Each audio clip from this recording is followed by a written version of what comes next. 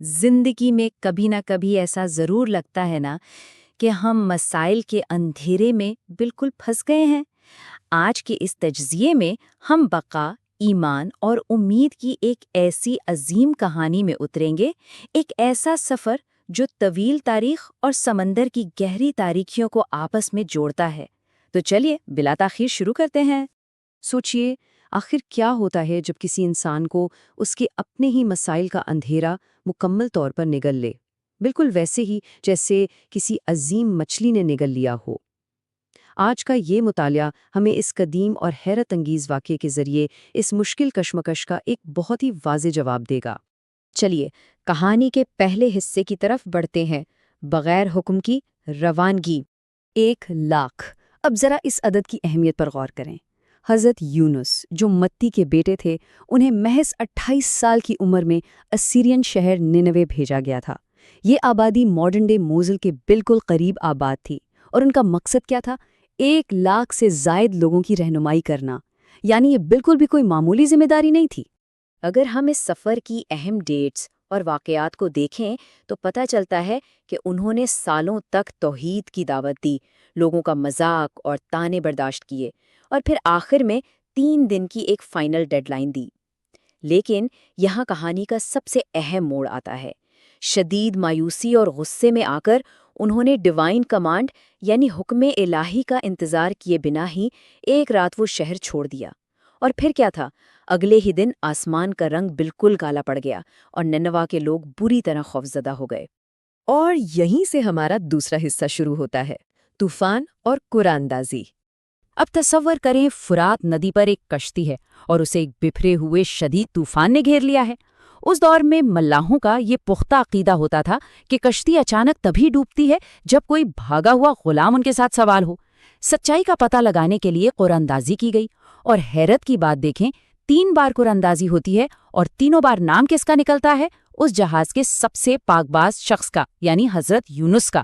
اسی وقت انہیں احساس ہو گیا تھا کہ یہ فیصلہ دراصل آسمانوں پر طے ہو چکا ہے۔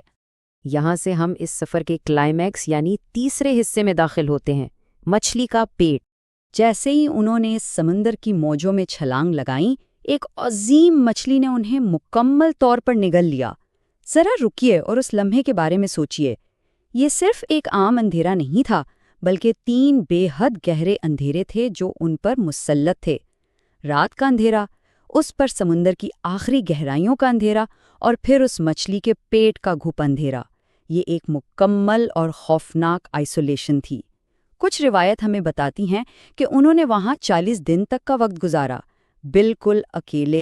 یہاں ہمیں تھوڑا ٹھہر کر اس مشہور دعا کی اصل گہرائی کو سمجھنا چاہیے۔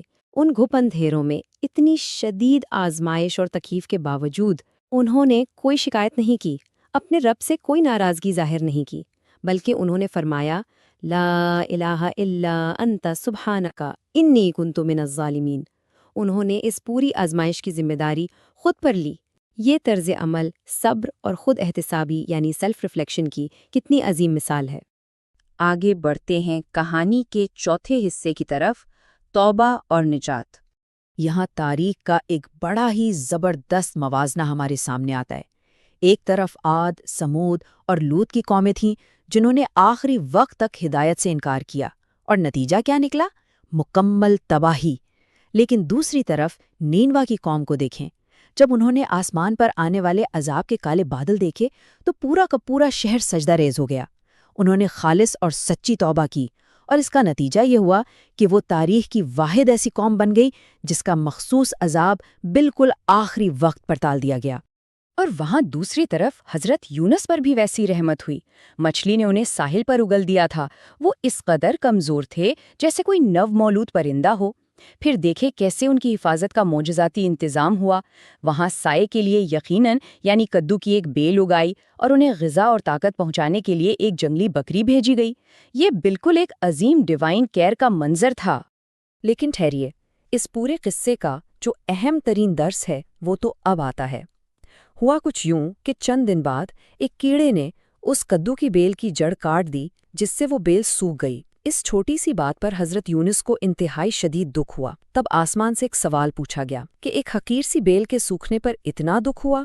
مگر ننیوا کے 1,00,000 انسانوں کی تباہی کا کوئی دکھ نہیں تھا۔ یہ دراصل ان کی تربیت کا ایک بڑا حصہ تھا جو انہیں انسانی جانوں کی قیمت سکھا رہا تھا۔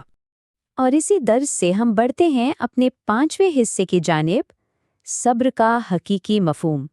اگر ہم غور کریں تو آزمائش کو دیکھنے کے 2 بالکل مختلف نظریے ہیں۔ ایک عام انسان ان ٹرائلز کو غلط سزا سمجھتا ہے اور بہت جلدی مایوس ہو جاتا ہے، مگر انبیاء کی سوچ اس سے بالکل الگ ہوتی ہے۔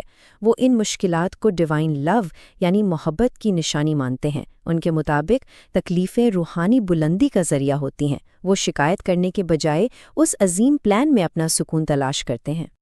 اس کانسیپٹ کو مزید سمجھنے کے لیے حضرت ایوب کا یہ واقعہ ضرور سننا چاہیے، جب انہوں نے اپنی دولت، اولاد اور صحت سب کچھ کھو دیا تھا اور وہ لگاتار 16 سال تک شدید بیماری میں مبتلا رہے۔ تب بھی انہوں نے کیور کے لیے دعا مانگنے سے انکار کر دیا۔ ان کا کہنا تھا، میں 7 سال صحت مند رہا، مجھے پہلے 7 سال بیمار تو رہنے دو، پھر شفا مانگوں گا۔ ایسا صبر واقعی انسان کو سوچنے پر مجبور کر دیتا ہے۔ اور یہاں ایک ایسی حیرت انگیز حقیقت ہے جو ہمیں واقعی دنگ کر دیتی ہے۔ پتہ ہے، جب وہ مکمل صحت یاب ہو گئے تو انہیں اپنی بیماری کا وہ زمانہ یاد آنے لگا۔ تھوڑا عجیب لگتا ہے نا، لیکن اس کی وجہ بہت خوبصورت تھی۔ ان مشکل سالوں میں ان کا خالق ہر روز ان کا حال دریافت کرتا تھا۔ وہ اس ڈیلی کنیکشن، اس روحانی قربت کو مس کر رہے تھے جو انہیں صرف اس شدید تکلیف کے ذریعے ملی تھی۔ ایک اور واقعہ اسی بات کو اور واضح کرتا ہے۔ حضرت لقمان اور ان کے بیٹے کا ڈیزرٹ جرنی سن کر ہی گھبراہٹ ہوتی ہے۔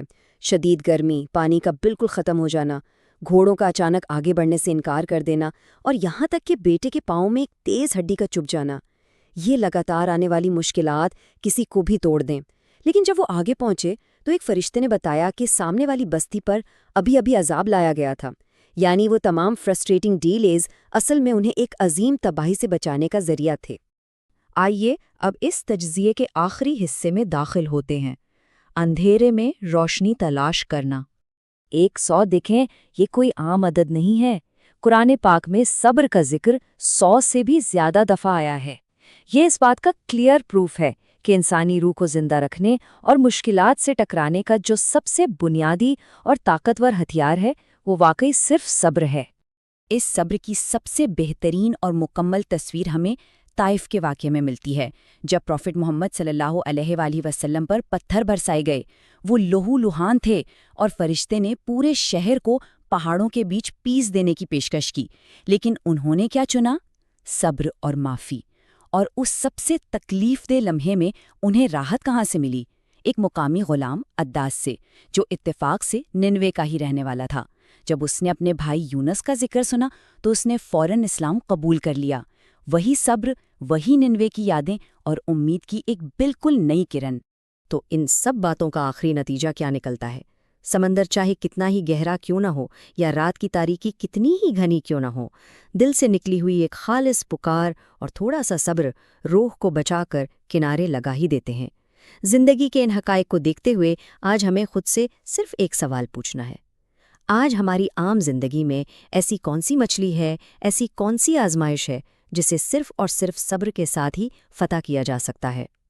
انہی افکار کے ساتھ آج کا تجزیہ یہاں مکمل ہوتا ہے۔